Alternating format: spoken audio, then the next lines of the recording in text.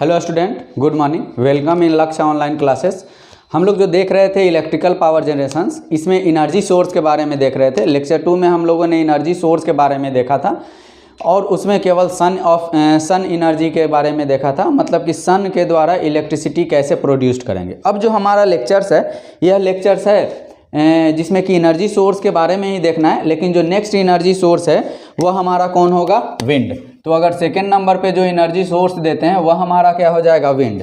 तो हम लोग विंड एनर्जी के द्वारा भी इलेक्ट्रिसिटी प्रोड्यूस्ड करते हैं। तो किया क्या जाता है, जैसे कि नाम सुने होंगे पवन चक्की, ठीक है, या विंड पवन चक्की या विंड एनर्जी। पवन चक्की मतलब कि एक टावर बनाकर ऊपर में पंखा लगाकर, पंखा शेप का जो फिंक्स होता है वह लगा दिया जाता है, जिससे कि वह एयर के स्पीड और वेलोसिटी से क्या होगा?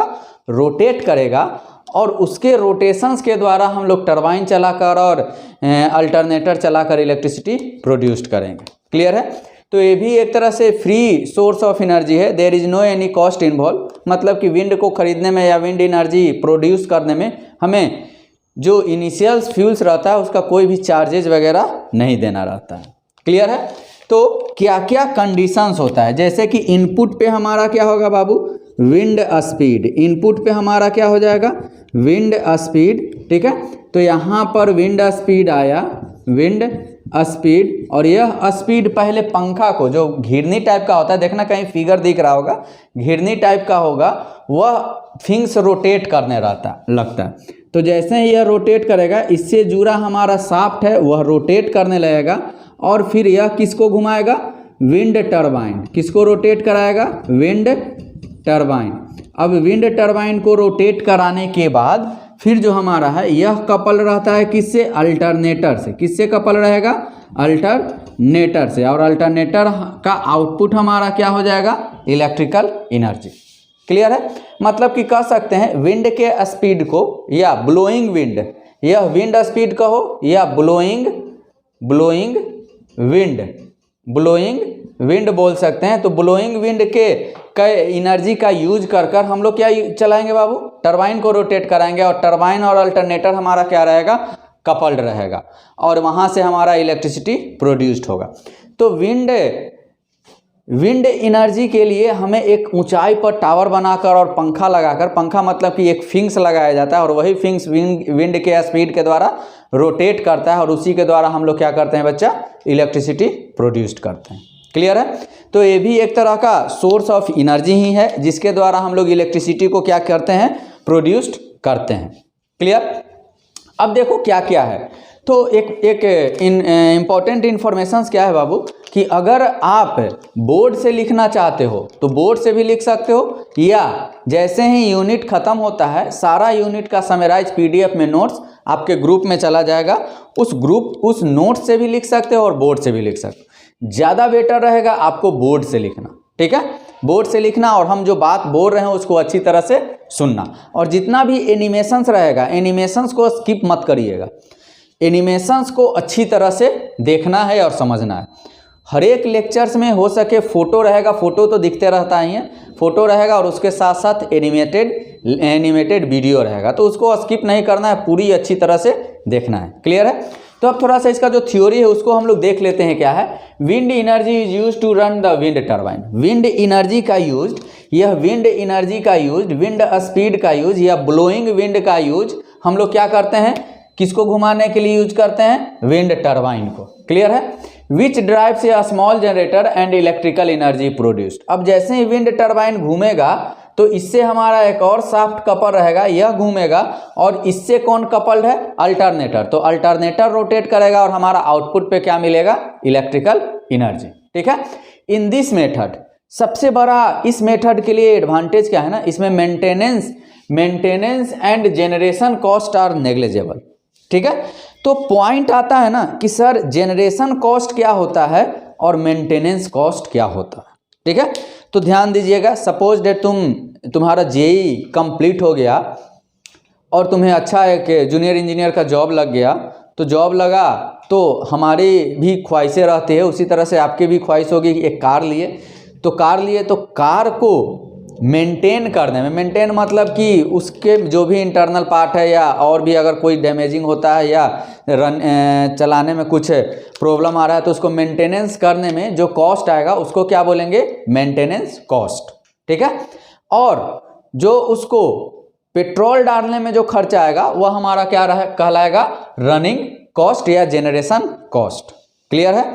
तो इस तरह का विंड टरबाइन में या विंड पावर प्लांट में के सिस्टम में हमारा मेंटेनेंस और जेनरेशन कॉस्ट नेग्लिजिबल होता है, नेग्लिजिबल। इसमें बहुत कम मेंटेनेंस होता है और जेनरेशन कॉस्ट भी बहुत कम होता है, क्योंकि जेनरेशंस के लिए हम लोग तो फ्री वाला एनर्जी का यूटिलाइज कर रहे हैं।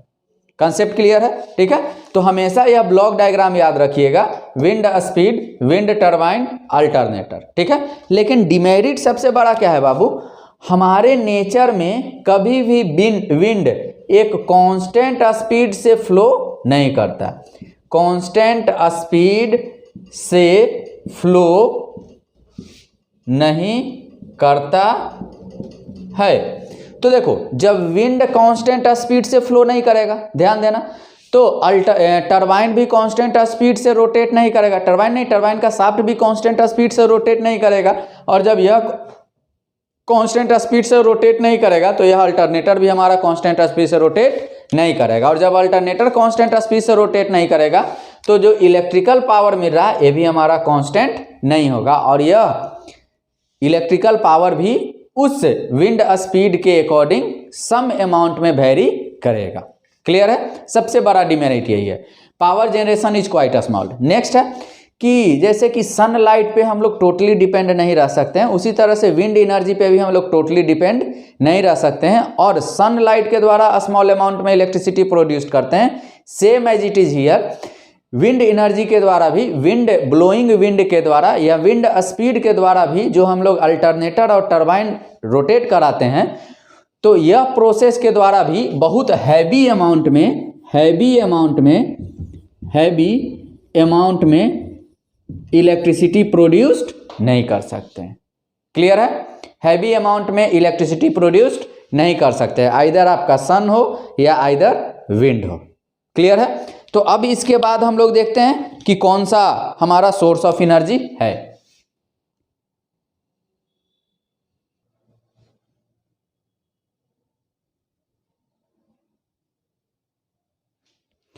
अब देखिए स्टूडेंट, हम लोग वाटर एनर्जी के बारे में थर्ड नंबर, फर्स्ट नंबर पे हमारा क्या था, पहला पे क्या था, ध्यान देना।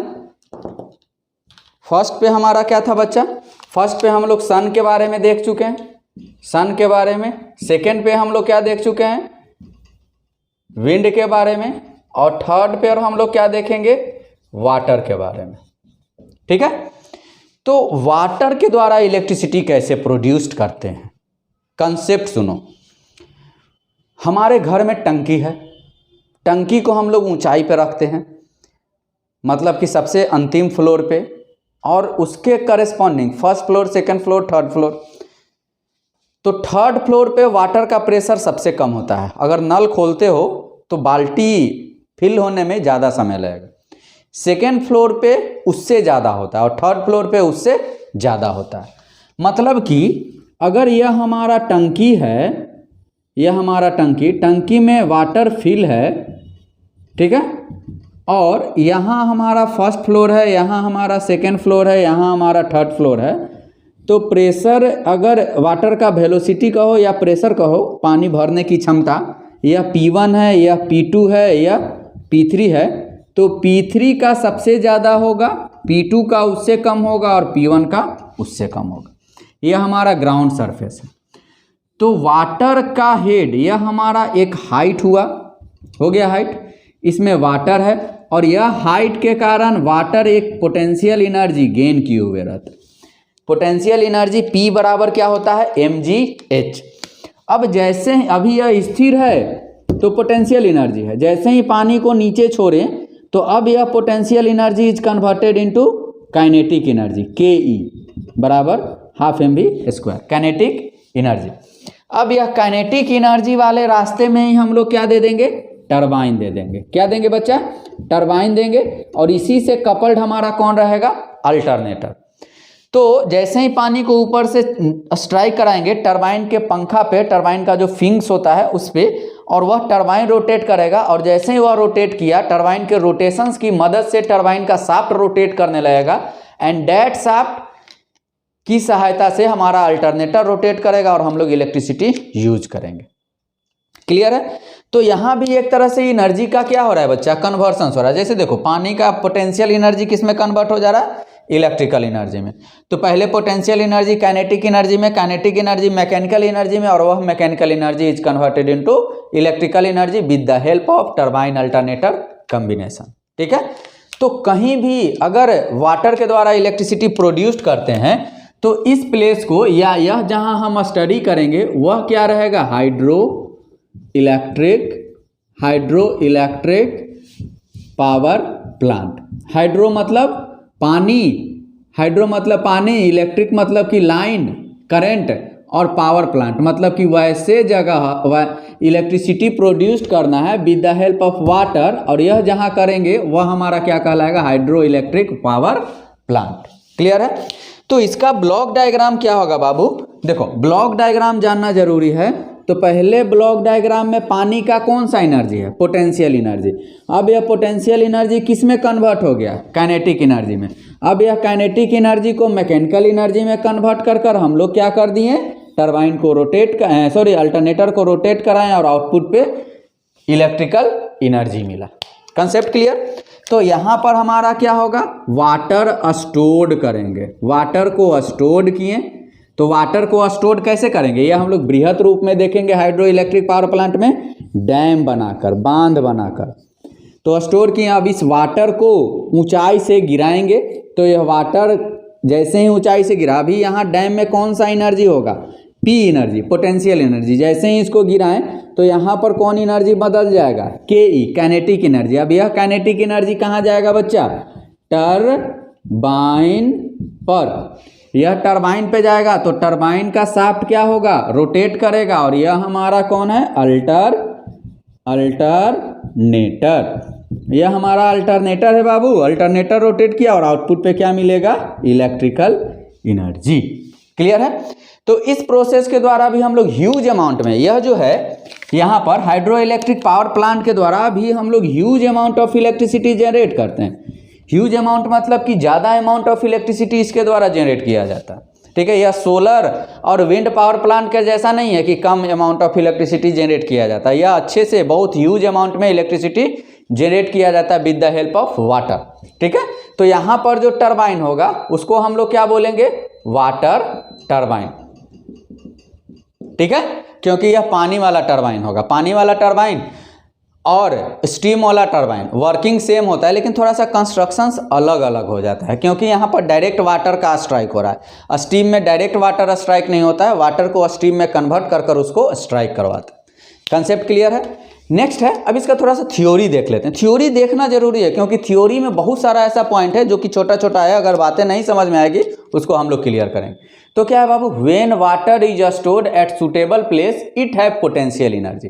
जैसे ही पानी को स्टोर करेंगे एक सुटेबल प्लेस, यह सुटेबल प्लेस ग्राउंड से सर्टेन हाइट पे होना चाहिए। ठीक है? यह कितना हाइट होना चाहिए इसके अकॉर्डिंग हम लोग हाइड्रो पावर प्लांट में आएंगे, तो यह देखेंगे कि वाटर का हेड कितना होता है और उस हेड के अनुसार हम लोग कैसे इलेक्ट्रिसिटी प्रोड्यूस्ड करते हैं। ठीक है? सुटेबल प्लेस पे करेंगे, और जैसे ही सुटेबल प्लेस पे किए इसमें कौन सा एनर्जी गेन आ जाएगा, पोटेंशियल एनर्जी। इसमें हमारा कौन सा एनर्जी आ जाएगा बाबू, पोटेंशियल एनर्जी। क्लियर है? अब क्या होगा, this potential energy can be converted into mechanical energy with the help of water turbine. पहले तो वाटर को स्टोर किए, उसको वहां से छोड़े तो काइनेटिक एनर्जी में आ गया, और वह काइनेटिक एनर्जी टरबाइन की मदद से कौन एनर्जी में कन्वर्ट हो गया, मैकेनिकल एनर्जी में। ठीक है? और यह मैकेनिकल एनर्जी के कारण क्या रोटेट किया, अल्टरनेटर। तो अल्टरनेटर रोटेट किया और आउटपुट पे हमें क्या मिला, इलेक्ट्रिकल एनर्जी। क्लियर है? With the help of water turbine, these water turbine drives the alternator which convert mechanical energy into electrical energy। वही पॉइंट कर रहा है, वह वाटर टरबाइन उस काइनेटिक एनर्जी को मैकेनिकल एनर्जी में बदल देगा, और वह मैकेनिकल एनर्जी किसको घुमा देगा, अल्टरनेटर को घुमा देगा, और अल्टरनेटर पे हमें फिर क्या मिलेगा, इलेक्ट्रिकल एनर्जी मिलेगा अल्टरनेटर के बाद। तो इस तरह से हम लोग जो इलेक्ट्रिसिटी प्रोड्यूस करेंगे तो यह इलेक्ट्रिसिटी कहाँ होगा, हाइड्रो इलेक्ट्रिक पावर प्लांट। तो हमेशा तीनों को क्लासिफाई करते जाइएगा। सन के द्वारा हमारा कहाँ होगा बच्चा, सोलर पावर प्लांट। विंड के द्वारा हमारा कहाँ होगा बाबू, wind power plant, wind power plant. और वाटर के द्वारा हमारा कहाँ होगा, hydro electric power plant. Clear है। अब इसके बाद हम लोग फ्यूल्स देखते हैं कि फ्यूल्स के द्वारा, फ्यूल्स कहने का मतलब है कि फ्यूल्स को 3 कैटेगरी में बांटा गया है। ठीक है, सॉलिड फ्यूल्स, लिक्विड फ्यूल्स और गैसियस फ्यूल्स। ठीक है, अब इसके द्वारा हम लोग कैसे कैसे इलेक्ट्रिसिटी प्रोड्यूस करते हैं। क्लियर है, अभी तक आपको कोई डाउट नहीं होगा। अगर डाउट है तो सीधा हमें मैसेज करिए, कॉल करिए, कोई दिक्कत नहीं है। ओके,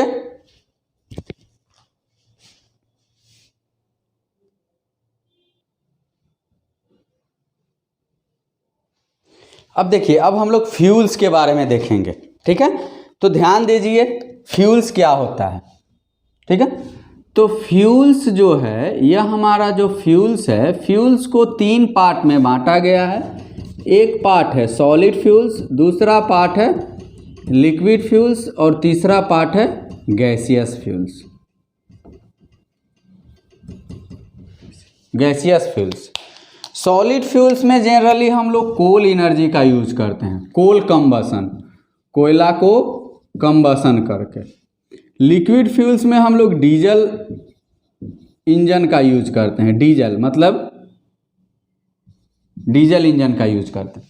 गैसियस फ्यूल्स में हम लोग गैस पावर प्लांट का यूज करते हैं।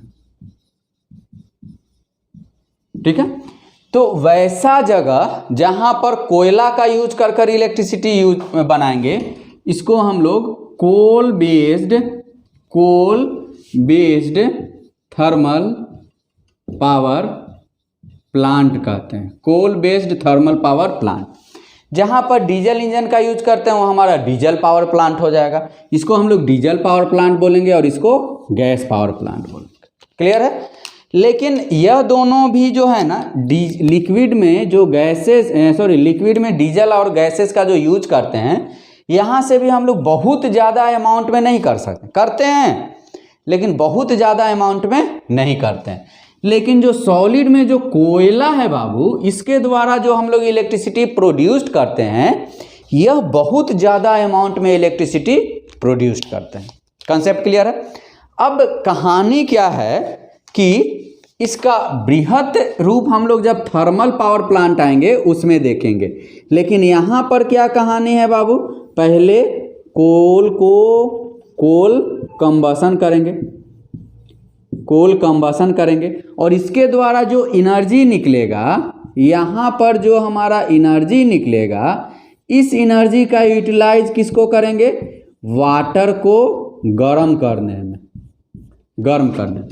अब वाटर गर्म होगा तो क्या होगा, बॉयल होगा। बॉयल मतलब खौलने लगेगा और खौलते खौलते वह किस में कन्वर्ट हो जाएगा, स्टीम में। और यह स्टीम के प्रेशर के द्वारा हम लोग किसको रोटेट कराएंगे, टरबाइन को। ठीक है, और यह टरबाइन के द्वारा हम लोग किसको रोटेट कराएंगे, अल्टरनेटर को। और अल्टरनेटर आउटपुट पे हमें क्या देगा, इलेक्ट्रिकल एनर्जी देगा। क्लियर है। यह जो टरबाइन हुआ, इस टरबाइन को हम लोग स्टीम टरबाइन बोलते हैं। स्टीम टरबाइन फंक्शन सेम होता है बाबू, कंस्ट्रक्शन वाइज थोड़ा बहुत डिफरेंस, मेटेरियल का जो है वह अलग होता है, वर्किंग परफॉर्मेंस सबका सेम होता है। और यही टरबाइन को या स्टीम टरबाइन को या जितना भी टरबाइन अभी तक हम लोग देखे हैं, सुने हैं, देखे नहीं केवल पढ़े हैं, उसको हम लोग क्या बोलते हैं, प्राइम मूवर। अब प्राइम मूवर काहे बोलते हैं सर, ये जो अल्टरनेटर है सर, अल्टरनेटर को कौन रोटेट करा रहा है, अल्टरनेटर को रोटेट कौन करा रहा है, यह टरबाइन रोटेट करा रहा है। इसलिए यह कॉम्बिनेशन में, यह जो ग्रीन से हैच किए, यह कॉम्बिनेशन में हमारा टरबाइन इस प्राइम मूवर के लिए, इस अल्टरनेटर के लिए क्या कहलाएगा, प्राइम मूवर। जैसे कि डीजल जनरेटर देखे हो ना, जिसमें हैंडल मारकर चलाते हैं, देखना फिगर दिख रहा होगा कहीं, हैंडल मारकर चलाते हैं, उसमें डीजल इंजन जो हुआ वो प्राइम मूवर हुआ, और जो आगे अल्टरनेटर या डायनमो लगा रहता है वो हमारा वो इलेक्ट्रिसिटी प्रोड्यूस करता है।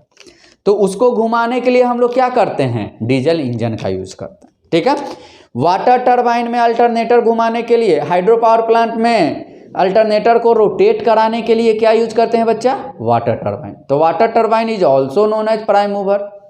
अगर सोलर थर्मल पावर प्लांट है तो वहाँ पर सोलर थर्मल पावर प्लांट में जो टरबाइन को रोटेट कराएंगे, टरबाइन अल्टरनेटर रोटेट करेगा, तो वहाँ जो टरबाइन होगा वो तो स्टीम बेस्ड ही होता है, तो वो भी हमारा प्राइम मूवर कहलाएगा। विंड पावर प्लांट में जो विंड टरबाइन होगा उसकी सहायता से कौन रोटेट करेगा, अल्टरनेटर, तो वह हमारा क्या कहलाएगा, प्राइम मूवर। मतलब कि एक सिंपल आम बोलचाल की भाषा में अल्टरनेटर को जो इक्विपमेंट रोटेट कराया, that equipment are known as prime mover. Concept clear है? ठीक है, एकदम क्रिस्टल क्लियर होना चाहिए। अल्टरनेटर को कौन रोटेट करा रहा है, टरबाइन रोटेट करा रहा है, इसलिए यह अल्टरनेटर के लिए टरबाइन हमारा क्या हुआ, प्राइम मूवर। मतलब कि अल्टरनेटर इस प्राइम मूवर की सहायता से रोटेट कर आउटपुट पे भुकभुकवा लाइट जलाता है। क्लियर है? ठीक है, तो अब इसका थ्योरिया सर पढ़ देते हैं, क्योंकि थ्योरिया इंपॉर्टेंट है बाबू, थ्योरी। ठीक है, तो देखो क्या है, the heat energy of solid, मतलब कि हीट एनर्जी कैसे डेवलप्ड होगा, उसको कंबसन करेंगे तो the heat energy of solid, liquid and gaseous fuels, solid में हमारा कोल, लिक्विड में हमारा डीजल, गैसियस में हमारा gas power plant, is converted into mechanical energy by suitable prime mover. तो पहले जो हीट एनर्जी गर्म हुआ तो क्या दिया, हीट एनर्जी। अब इस हीट एनर्जी के द्वारा कौन रोटेट किया, टरबाइन रोटेट किया, और इस हीट एनर्जी के द्वारा टरबाइन कौन सी एनर्जी में कन्वर्ट करा दिया, मैकेनिकल एनर्जी में। तो यह हीट एनर्जी सीधा टरबाइन पे नहीं ना जाता है, यह हीट कहाँ गया, पानी। तो पानी किस में कन्वर्ट हो गया, स्टीम, और स्टीम किसको रोटेट करा दिया, टरबाइन को। मतलब कि बोल सकते हैं फ्यूल्स के कंबशंस के द्वारा हीट एनर्जी को टरबाइन मैकेनिकल एनर्जी में कन्वर्ट कर देता है, और यह जो अल्टरनेटर है उस मैकेनिकल एनर्जी को किस में कन्वर्ट कर देता है, इलेक्ट्रिकल एनर्जी में कन्वर्ट कर देता है। कंसेप्ट क्लियर है? हाँ सर क्लियर है। ठीक है, steam engine suitable prime mover such as a steam engine, steam turbine, and these prime mover drives the alternator which converted mechanical energy into electrical energy। यह या तो स्टीम टरबाइन होगा, या हम लोग पढ़े थे स्टीम इंजन, जेम्स वाट, जिसके द्वारा जो रेलगाड़ी चला था, वहीं से ये सब धीरे धीरे डेवलप्ड होते हुए आया है। ठीक है, तो यह हमारा हुआ फ्यूल्स का। तो सॉलिड फ्यूल्स, कोल कंबशन पढ़ेंगे कहाँ, thermal power plant. Liquid fuels, diesel engine पढ़ेंगे कहाँ, diesel power plant. Gaseous fuels, gas power plant पढ़ेंगे, गैस का यूज करेंगे, लिक्विड फैट पेट्रोलियम गैस का यूज करेंगे, पढ़ेंगे कहाँ, गैस पावर प्लांट। क्लियर है? अब 2 सोर्स ऑफ एनर्जी और बचा हुआ है। ठीक है, तो 2 सोर्स ऑफ एनर्जी और बचा हुआ है, जिसको कि हम बोल रहे हैं क्या है कि एक और सोर्स ऑफ एनर्जी हमारा क्या है बाबू, रुक जाओ, वेट।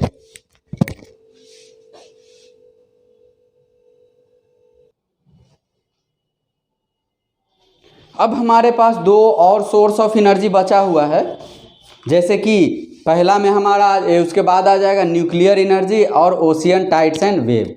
तो हम लोग न्यूक्लियर एनर्जी का जहाँ स्टडी करेंगे बाबू, इसको हम लोग कहाँ स्टडी करेंगे, न्यूक्लियर पावर प्लांट में। ठीक है, तो क्या रिएक्शंस के द्वारा कौन रिएक्शन होता है, कैसे हम लोग उसको उस रिएक्शंस के द्वारा इलेक्ट्रिसिटी प्रोड्यूस करते हैं, सब हम लोग देखेंगे न्यूक्लियर पावर प्लांट में। लेकिन यूज क्या होगा, न्यूक्लियर एनर्जी डैट मीन्स कि रेडियो एक्टिव सबस्टांस को, नाभिक को तोड़ने पर ह्यूज अमाउंट ऑफ इलेक्ट्रिसिटी निकलता है, उसी इलेक्ट्रिसिटी का यूज हम लोग करेंगे इलेक्ट्रिकल बनाने में। ठीक है, रेडियो एक्टिव एलिमेंट के नाभिक को जब तोड़ेंगे तो वहाँ से ह्यूज अमाउंट ऑफ एनर्जी निकलता है, उसी एनर्जी का यूज हम लोग करेंगे इलेक्ट्रिसिटी बनाने में। और यह जहाँ पर ऐसा काम किया जाएगा, उस जगह को, उस प्लेस को हम लोग क्या बोलेंगे, न्यूक्लियर पावर प्लांट। क्लियर है?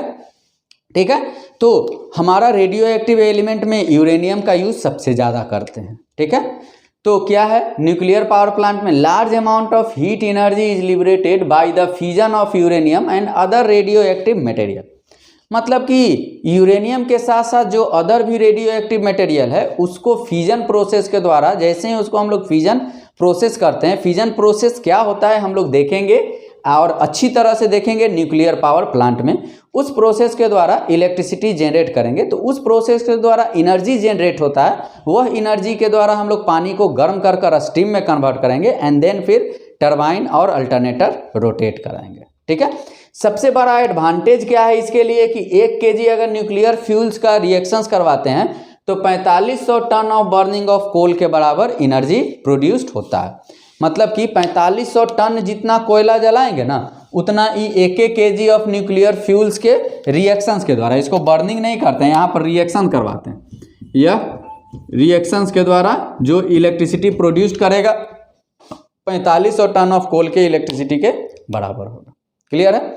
लास्ट वन हमारा है ओशियन टाइड्स एंड वेव, जिसको कि आप लोग देखोगे tidal power plant, tidal power plant, tidal power plant, और क्या देखेंगे बाबू, और देखेंगे ocean power plant, ocean power plant. अब कहोगे कि सर टाइडल के द्वारा इलेक्ट्रिसिटी कैसे प्रोड्यूस होता है? तो टाइडल जो होता है ना, समुद्री लहर होता है, ये इसे लहर चाह रहा है, लहर में एक स्पीड होता है और इसी लहर के बीच में ये पंखी लगा दिए, ये पंखी ऐसे लगा दिए, तो ये लहर इस पे टकराया तो पंखी क्या होगा बाबू, रोटेट करेगा ना, और इसी से शाफ्ट के द्वारा हमारा कौन कपल रहेगा, अल्टरनेटर, तो अल्टरनेटर भी क्या होगा, रोटेट कराएगा। तो ये भी एक तरह से फ्री, नेचर फ्री सोर्स है, किसी भी तरह का पॉल्यूशन यहाँ नहीं होता है। यहाँ पॉल्यूशन होता है, धुआं भले नहीं निकलता है, धुआं भले ही नहीं निकले, लेकिन पॉल्यूशन क्या होता है बाबू, radioactive waste, radioactive waste, जो हमारा न्यूक्लियर पावर प्लांट में कचरा निकलता है, वह कचरा को हम लोग रेडियो एक्टिव वेस्ट बोलते हैं। ठीक है, न्यूक्लियर वेस्ट बोलते हैं, और उससे काफ़ी विशाल, मतलब कि काफ़ी हार्मफुल रेज जनरेट होता है, जैसे कि अल्फा बीटा गामा रेज, वह रेज लिविंग ऑर्गेनिज्म के लिए काफ़ी डेंजरस है। तो इसको हम लोग, इस वेस्ट को काफ़ी अच्छी तरीके से रख दिया जाता है, जैसे कि कंटेनर में कर कर, हार्ड कंटेनर में कर कर कहीं गड्ढा खन कर उसको दबा दिया जाता है, या फिर हमें उसको कंटेनर में ही कर कर समुद्र की गहराइयों में छोड़ देते हैं, जिससे कि वह लिविंग ऑर्गेनिज्म को नुकसान नहीं पहुंचा पाए। ठीक है, तो यह इसका सबसे बड़ा डिमेरिट है। ठीक है, इसका सबसे बड़ा डिमेरिट, टाइडल पावर प्लांट का डिमेरिट क्या है कि अगर वह टाइडल का हाइट काफ़ी ज़्यादा हो जाए तो वह सुनामी बन जाएगा, और सुनामी के द्वारा हम लोग, सुनामी की मदद से हम लोग इलेक्ट्रिसिटी प्रोड्यूस नहीं कर सकते, फिर तो वहाँ इलेक्ट्रिसिटी बनाने वाला और यूज करने वाला सब सुनामी के साथ समुद्र में चला जाए। ठीक है, तो वह तो एक नेचुरल डिजास्टर हो जाएगा, जिसको कि हम लोग हमें रोक पाना मुश्किल ही नहीं, नामुमकिन है। ठीक है, लेकिन प्रोसेस यही होता है, टाइडल वेव के द्वारा इलेक्ट्रिसिटी प्रोड्यूस करना। तो क्या है बाबू, इसका थ्योरिया क्या है, tidal power plant represent a permanent source of energy, ये भी एक तरह से परमानेंट सोर्स ऑफ एनर्जी है, खत्म नहीं होने वाला है। ठीक है, it can be predicted accurately and it is free from all types of pollution. मतलब कि हम लोग इसको पता कर लेते हैं कि कब ज़्यादा टाइड आएगा, कब कम टाइड आएगा, और उसी अनुसार हम लोग इलेक्ट्रिसिटी प्रोड्यूस करेंगे। क्लियर है? तो हमारा सोर्स ऑफ एनर्जी के बारे में हम लोग जान चुके हैं। सोर्स ऑफ एनर्जी कौन कौन है, सन है, विंड है, वाटर है, न्यूक्लियर एनर्जी है, फ्यूल्स है, टाइडल एनर्जी है, और बहुत तरह का सोर्स ऑफ एनर्जी ले सकते हैं, लेकिन मुख्यतः जिसका हम लोग इलेक्ट्रिसिटी प्रोड्यूस करने में करते हैं वो सब इतना ही है। आपके एग्जामिनेशन से पहला क्वेश्चन आएगा, फर्स्ट क्वेश्चन एग्जामिनेशन में जनरेट होता है कि what do you mean by source of energy, write down the different types of source of energy. तो वह सोर्स ऑफ एनर्जी के लिए स्टार्टिंग से जैसे लिखा है उतना आपको लिखना पड़ेगा। ठीक है, और मैं फिर से बोल रहा हूँ कि थ्योरी बोर्ड पर से लिखिएगा, ज़्यादा बेटर रहेगा, नहीं तो नोट्स तो हमारे द्वारा अवेलेबल करा दिया जाएगा, हैंड रिटन नोट्स अवेलेबल करा दिया जाएगा जो कि ग्रुप में जाएगा, लेकिन जो पॉइंट यहाँ लिखे हैं सेम पॉइंट नोट्स में भी रहेगा, there is no any difference. ठीक है, तो तब तक के लिए बाय, मिलते हैं अगले लेक्चर्स में। Okay, thank you.